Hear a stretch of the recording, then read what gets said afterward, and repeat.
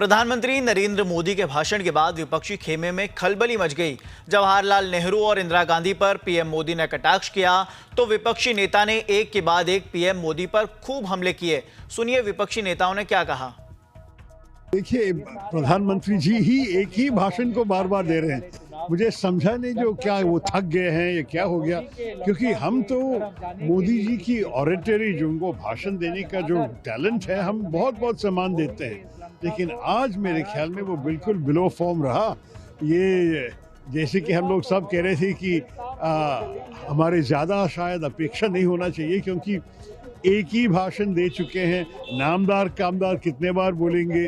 नेहरू जी का देहांत होके 60 साल हो गए, फिर भी उसी गीत गाते रहेंगे। ये क्या हो गया मोदी जी को?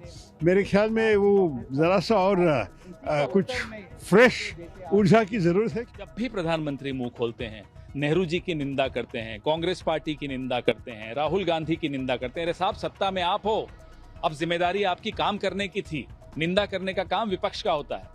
आप विपक्ष का काम आप करने की प्रैक्टिस कर रहे हो तो आपका सपना जरूर पूरे होगा, जरूर होगा। 2024 के इस चुनाव में प्रधानमंत्री विपक्ष में बैठेंगे। एक तरफ विपक्ष पीएम मोदी के भाषण से बौखलाया हुआ है, तो वहीं बीजेपी समर्थक पार्टियों के नेताओं का क्या कहना है वो भी आपको सुनवाते हैं। भाई, पॉलिटिकल भाषण के साथ साथ जो तथ्य रखे गए हैं उनको तो झुटलाया नहीं जा सकता। भाई, अगर आप पॉलिटिकल भाषण भी बोलते हैं तो हम सब राजनीति से कहीं ना कहीं जुड़े हुए हैं। हम राजनीति की भी बातें रखेंगे, पर तथ्यों के साथ रखेंगे। दिक्कत इस बात की है कि विपक्ष इन बातों को कभी समझ ही नहीं पाया। प्रधानमंत्री जी ने जो आंकड़े दिए, आप उनको झुटला के दिखाइए। प्रधानमंत्री जी ने जो पूर्व के प्रधानमंत्रियों के द्वारा बातें कही गई हैं, उनको ही उन्होंने कोट किया है, उसको आप झुटला के बताइए। पर हकीकत है कि मेरे प्रधानमंत्री जी का जो एक क्लियर विजन है विकसित भारत के निर्माण को लेकर, ना सिर्फ उन्होंने पिछले 10 साल का उन्होंने ब्यौरा दिया, बल्कि अगले 1000 साल की नींव रखने की उन्होंने बात की है। ये क्लैरिटी ऑफ विजन की जरूरत है एक विकसित भारत के निर्माण के लिए। मुझे लगता नहीं कि कड़ी चुनौती है।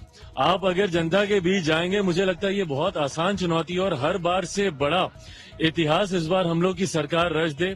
400 का तो लक्ष्य मुझे लगता है कि प्रधानमंत्री जी के आज के भाषण से ही पूरा हो जाएगा। जिस ऊर्जा में प्रधानमंत्री जी से मिला भी उनके संबोधन के बाद, और उनको मैंने यही कहा कि सर, आपके भाषण से इतनी ऊर्जा मिली है कि मुझे लगता है 400 का लक्ष्य तो हम लोग आज ही पार कर चुके हैं। अब लड़ाई है इसको और कितना आगे लेकर जाते हैं। नहीं, बिल्कुल सही बात है। प्रधानमंत्री जी ने अपना ही उदाहरण देकर कहा। ये बात भी सही है कि मेरे प्रधानमंत्री जात पात धर्म मजहब में विश्वास नहीं रखते।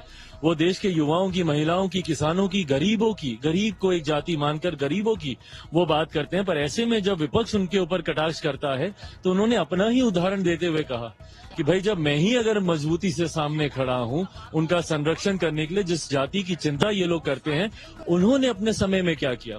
उस कमेटी का भी इन्होंने जिक्र किया जो कि देश की सर्वोच्च कमेटी उस दौरान मानी जाती थी। उसमें उस जाति के कितने लोग थे, ये प्रधानमंत्री जी ने खुद का उदाहरण देते हुए समझाया। प्रधानमंत्री को हमेशा ये विपक्ष के लोग कुछ बोलते रहते हैं। भाई, वो उनकी बातों से क्या, कितना अच्छी तरह से बता रहे थे हमारे प्रधानमंत्री। हर चीज को कितना क्लियर बताया और पूरा देश हमारे प्रधानमंत्री के साथ है। 370 बीजेपी और 400 एनडीए, एक कड़ी चुनौती लगती है आपको? नहीं, चुनौती नहीं, ऐसे अच्छा ऐसे ही होगा।